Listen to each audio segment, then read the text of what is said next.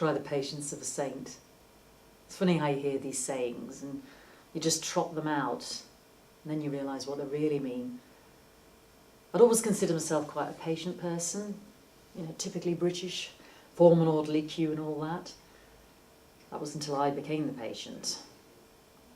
At first I thought it was just, a bit of overindulgence at Christmas. I kept having these searing pains on and off, and I was breaking out into cold sweats, and I'd been sick a couple of times, which at the time made me feel better. But then this one night I was particularly bad, and I was on the verge of ringing 999.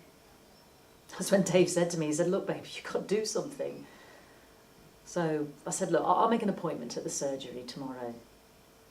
Well, when I went to see my GP, I felt like death warmed up. Aside from the children with their parents, I was the youngest one there. When I saw the doctor, I said, "Well, the pain felt like an echo now." And she said, "Oh, it was probably just indigestion, and go and get some of these chalky tablets." So I went and bought some, and I felt ancient like my nan, moaning about what I can and can't eat. Oh, they were disgusting. But more's the point, they didn't make any difference. Then the next time I ended up in A&E because I'd fainted on the bathroom floor. And then by the time we saw the doctor, again the pain had settled, and they said, "Oh, well, we'll do some blood tests." And they came back abnormal for my gallbladder. And they said, "Well, just hang around and we'll get you to see a surgeon." So 3 hours later, I'm still there in A&E, and the surgeon's in theatre, and I thought, I've got to get back. I'd left my kids with my mum, and it was just temporarily and all the pain had settled. So I thought, well, I just discharged myself, and I thought, I'll go and see my GP tomorrow. So I went and saw my GP, and they recommended a scan at the hospital and said, well, it should take a fortnight for the appointment to come through. So 2 weeks came and went, and still I hadn't heard anything. So Dave rang up, and they said, "Oh, well, we've got longer waiting times than normal, but she should get something through within the week." So I waited another week, and then finally the appointment came through, and it was like weeks in advance. So Dave rang again, and he said, "Look, she should have had this scan, this appointment a month ago." I felt guilty, for not waiting for the surgeon that time. But they managed to fit me in, a slot at the weekend, something to do with a catch-up session. Anyway, the scan came back and it showed multiple gallstones. The surgeons referred to me as urgent. So over the next 6 weeks I had 2 more turns, and well, thank heavens for the drugs that the doctor gave me, because whoever coined the phrase "giving birth to an alien" was dead right. So by the time I saw the consultant, I was pretty worked up, and sitting there in the waiting room hadn't helped. I just wanted them to give me a tablet, to make it all go away.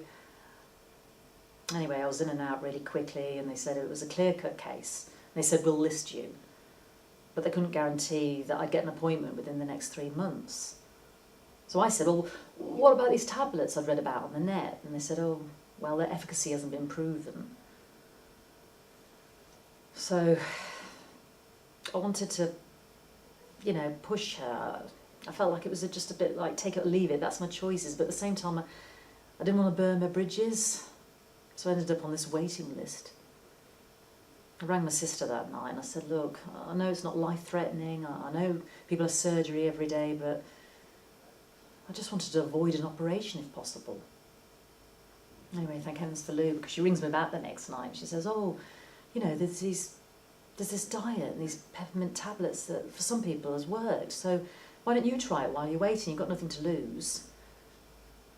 Anyway, so here I am, 3 months later, and the appointment for my surgery's come through, and I've only had one more funny turn in the meantime, and I'm just working myself up to ask if we can press pause on the surgery and see if this just keeps working instead. Anna describes her experience of having gallstones diagnosed and finding herself waiting for an operation. Whilst at one level the account highlights how frustrating delays can be, it also demonstrates how little support or guidance she received as she waited, and how her self-determined lifestyle changes did make a difference for her to the extent that she was having second thoughts about surgery. The ensuing discussion within the governing body highlighted the need to recognise that just because a diagnosis or treatment is not life-threatening and considered by healthcare professionals as routine, the impact and fear for the individual patient should never be underestimated. Furthermore, whilst work to streamline treatment pathways is required, key to improving the experience for patients will be how individuals recognise the impact for patients and their need for support and guidance as they await the next step.